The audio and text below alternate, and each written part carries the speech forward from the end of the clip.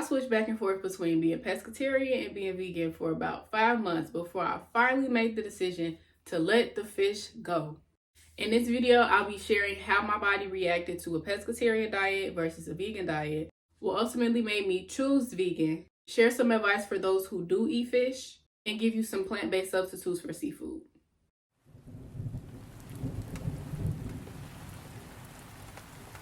Welcome back to my channel. Today is part 5 and the final part of my unintentional journey to becoming plant-based. I will link parts 1 through 4 in the description box for you to go and watch. I drop plenty of gems on plant-based substitutes for different foods, from dairy alternatives to egg substitutes to chicken substitutes, and now we get into the fish. Boom, this point in the timeline, it's April of 2020. I no longer eat chicken, I no longer eat red meat, I no longer eat dairy, I no longer eat eggs. The only animal food I still consume at this point in time is fish. I cook 80% of my meals at home. So from Sunday to Thursday, I'm eating home cooked meals, breakfast, lunch, and dinner. Friday and Saturday is typically when I would eat out for dinner. So during this time frame, I was low-key switching back and forth between being vegan during the week and being pescatarian on the weekends, even though I wasn't necessarily planning to do that. So I'm eating completely vegan all throughout the week. Friday night, Saturday night, when I eat out, I would get fish from some local takeout spots near me. If anybody from the Chicago area, y'all know Harold's, y'all know Sharks, y'all know JJ's. I would be getting a little catfish dinner or whatever on the weekends. Seeing as though I was switching back and forth, I'm eating one way during the week and on the weekend I'm eating another. I could obviously start to tell how fish was starting to affect my body. Every single Saturday rising after eating fish Friday night, I woke up just mucus, just coughing. Just a whole bunch just built up right here, and it felt really, really hard, which was crazy because it's like I only had fish one time. And I would notice on Sunday risings, after eating it 2 days in a row, it would be even worse. So I'm eating fish, and now I'm getting a mucus buildup in my chest. And no, I'm not allergic to fish. So it wasn't like a allergic reaction. No, I'm not allergic to fish. None of my predecessors are allergic to fish. Like, that's not a thing. So I'm eating this fish on the weekends, and I'm noticing, okay, the first night I eat it, the next day I wake up, I'm congested. I'm coughing up, like, and this might be too much information, sorry, but that thick, yellow, hard mucus. Coughing that up Saturdays, and then when I eat it again Saturday night, Sunday, it's even worse.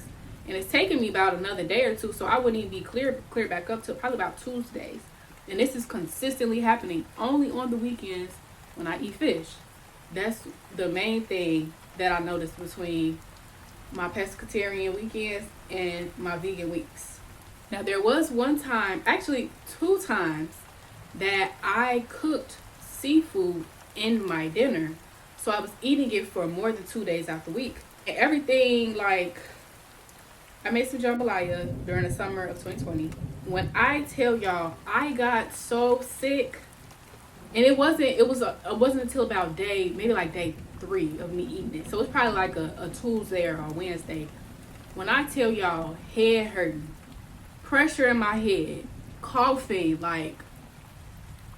like I just hit I was sick.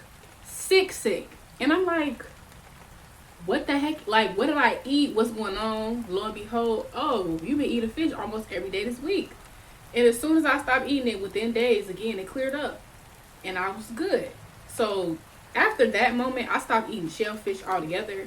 I never really was like a crab leg type of girl. I didn't have my first crab legs until I got to college. And this was all happening in college. So, you know, but shrimp, yes, I've been eating shrimp my whole life up till that point. But that time I got sick off that shrimp, plus another time before that when I had encountered my first unpeeled shrimp and really finally made that connection that shrimp are literally the roaches of the ocean.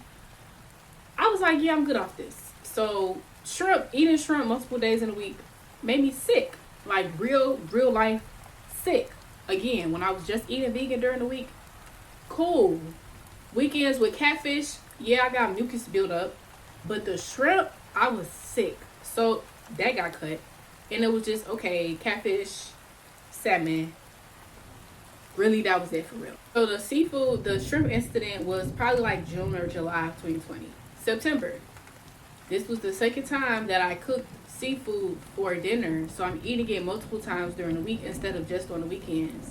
I made some salmon. The salmon did make me sick, but again, mucus. But on top of that mucus, I started noticing. It wasn't even like a fresh notice. It was like a, okay, so I'm not tweaking type of notice. Like I noticed it before, but this was like it's painfully obvious now. When I would eat seafood before, I would get forehead acne. And when I was eating it only on the weekends, you know, it wasn't enough to really back me up for real. But eating it during the week, it was obvious, like super obvious. So in addition to the mucus, now my forehead's breaking out. And I'm bringing this up because I mentioned in a few videos, face mapping. Face mapping is a 3,000-year-old Chinese practice that connects certain areas of your face to certain organs of your body. If you're consistently having acne breakouts in this specific area of your face, that corresponding organ is crying for help. The forehead is associated with the small intestine. The primary function of the small intestine is to break down the food that just left your stomach.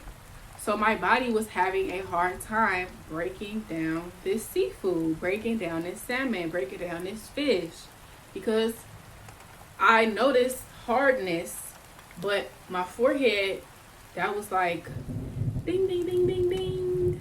Yeah, from April to September, I switched back and forth, vegan during the week, pescatarian on the weekend. And those 2 weeks that I ate seafood during the week too, instead of just on the weekend, that was when I realized my body was vibing more with completely vegan than pescatarian. So after that salmon incident, which was in September of 2020, that's when I was like, yeah, it's just time to let this go. So boom. As of September 27, 2020, I was vegan.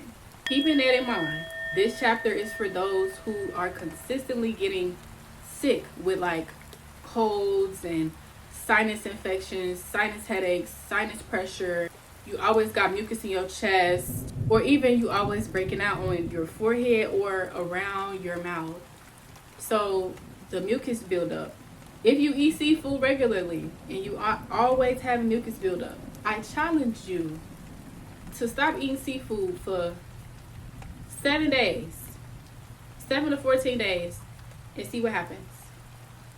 That seafood could be contributing to that mucus buildup, and if you're eating a lot of it, that could be one of the reasons why you keep getting sick. Because if you constantly have a mucus buildup, that's what's going to cause. Now you got a cold. Now you got sinus pressure, because all of that stuff is all in the same system. All your nasal passages, your respiratory, like it's all the same system. Your ears, your nose, your throat, your mouth, your chest, all of that, they're all connected. So if one is, you're eating something that's constantly causing mucus to build up, a sickness, all a sickness is trying to get something out of the body that's not supposed to be there. So if you have excess mucus production, you're coughing because the body is trying to expel that mucus.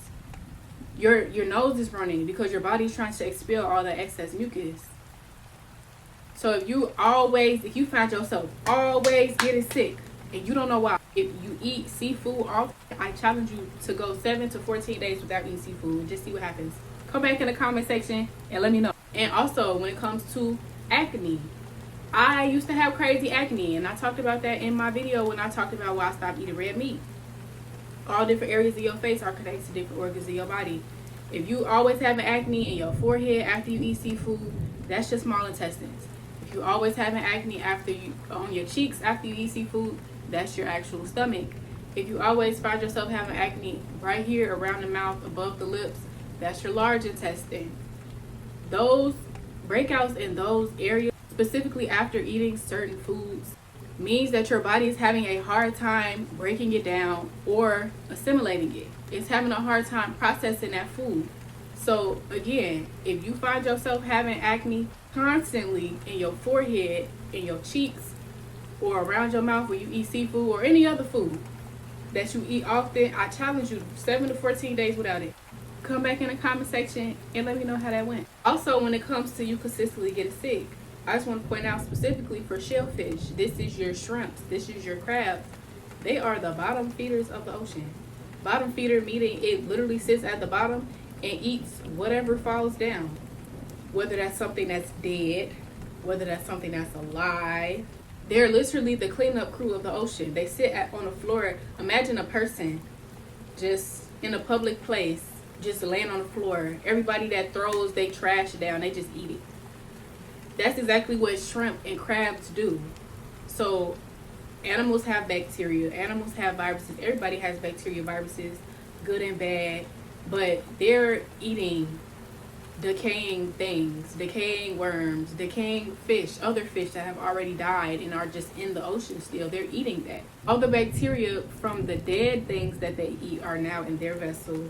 All the bacteria from the alive things they eat are now in their vessel. All the bacteria from all the other trash and things that float to the bottom of the ocean, they're eating it. And then you eat it when you eat them.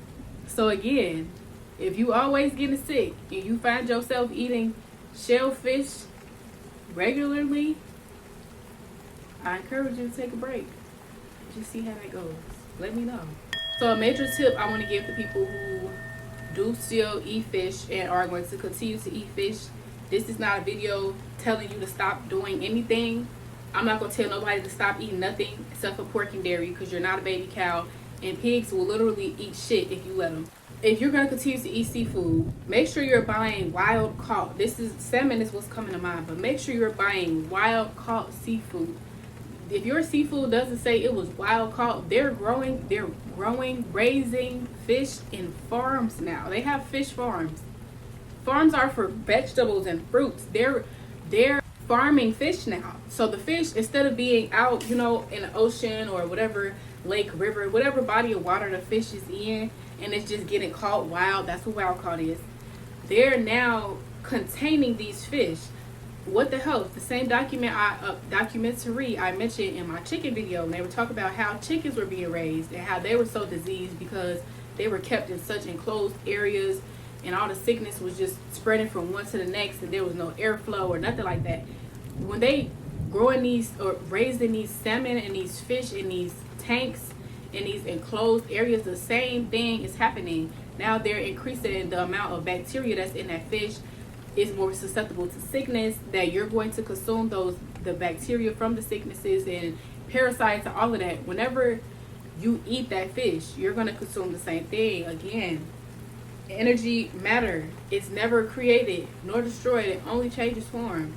Energy is neither created nor destroyed, it only changes form. Whatever's in that fish, you're going to eat it too. So if they're being enclosed and grown in tanks, imagine just a whole bunch of fish in a tank. All the boo-boo is just centered. It's not flowing, throughout the ocean so it can air out and dissolve and start getting watered down. No, it's all there.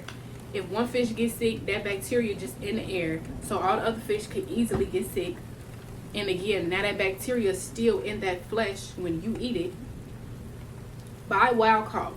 Okay, now plant-based substitutes for fish. The first one is banana blossoms. This is something you're probably only going to find at your Asian mart, your local Asian market.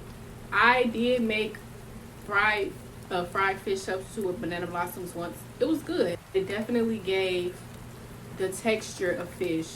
I haven't made it in a while, but I will say the next time I do it, I plan to add hearts of palm to it as well, which is the second plant-based substitute for fish that you can use. Hearts of palm on their own have a fishy type of taste to them. So if you use something like banana blossoms and hearts of palm together, and you add a little seaweed, or you marinate it with seaweed, or you boil them with seaweed, you can really truly capture that fishy taste. You can try baking it as well. Once you create pieces that can stick together, or whatever format you want it to be in. But banana blossoms are a great substitute for fish as far as texture. Hearts of palm are a great substitute for fish as far as taste, and I would say a little bit of texture too. Combine those two together, chef's kiss. As far as a fish substitute, and again, you could fry it, make it like a catfish type thing. I've used hearts of palm in a tuna salad. I have a tuna salad recipe in my plant-based eating for beginners ebook. I love that recipe because number one, it's super simple. Number two, you can make it a chicken salad by simply swapping out the hearts of palm for jackfruit, and then you got your tuna salad with hearts of palm. I've seen people make seaweed boils with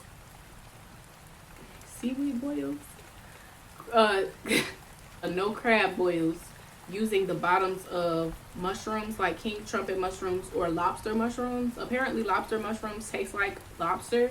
I've never had a lobster mushroom. They're not really at the markets near my house or at the stores near my house. But if you find some in the store, apparently they taste like lobster. So lobster mushrooms, but mushrooms in general, especially again when you marinate them or you boiling them with seaweed, that can really help you capture that fishy taste. And a lot of these already have like that fishy type of texture. Nori also, of course, is something you could use for like seaweed. I mean, why do I keep saying seaweed? Sushi. Sushi. Nori is a good thing you can use for sushi. I've seen you can make sushi like a vegan sushi type thing with sunflower seeds. You could just use rice and avocado and then just wrap it in nori. Nori is a type of algae seaweed, so it'll naturally have that fishy type of taste. And nori is also an amazing plant-based source of vitamin B12. Yes, there are plant-based sources of vitamin B12, contrary to what we're told. And nori is one of the ones I found a study showing it will be the best option, with chlorella being second. Seaweeds are going to be your friend, so like nori, dulce, and then hearts of palm, banana blossoms, and different types of mushrooms. I also had a coworker who made salmon out of tofu. I go out of my way to avoid soy. If I consume it, it's not the end of the world, but you're never going to see me intentionally buying tofu, buying soy sauce. I avoid soy at all costs. If it's in there, I'm not going to freak out about it, but if you into tofu or soy, that's the option. It's all about the marinade again. Just add some seaweed to your marinades or some other type of, oh yeah, that is what I'm talking about. Just add some seaweed to your marinades and your other juices and herbs and spices and all of that, and you can make it work.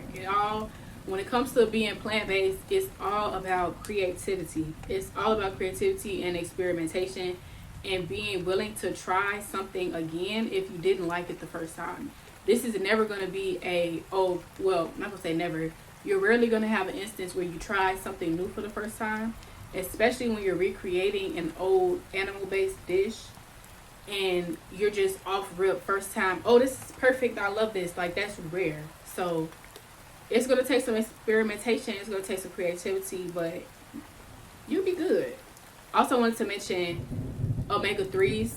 That's one of again, people keep saying, oh, you have to eat animals to get this. Omega-3s are abundant in what I've been saying in the past 2 videos, hemp seeds. Also, they're also abundant in chia seeds, flax seeds. I put all 3 of these seeds in my daily smoothies. So if you're concerned about omega-3s, what I say before, just get you some hemp. I'll link the hemp seeds I get in the description box. So now you got some tips on shopping for fish if you continue to eat it, as well as some good plant-based alternatives to seafood. I mentioned in my chicken video that I lost over 20 pounds when I stopped eating it. I technically wasn't overweight when I stopped eating chicken. I was just gaining weight faster than I could keep it off. I lost more meat than I planned to lose. I lost my butt. It all went away. I wasn't going for that though. I learned how to build my body completely plant-based. In my next video series, I will be teaching y'all how you can start building healthy weight, building your body, building muscle, building your booty, completely plant-based before the summer comes. It's March. Spring is loading. It's time to get those bodies together. Make sure you subscribe, because next week we on plant-based games. See you there.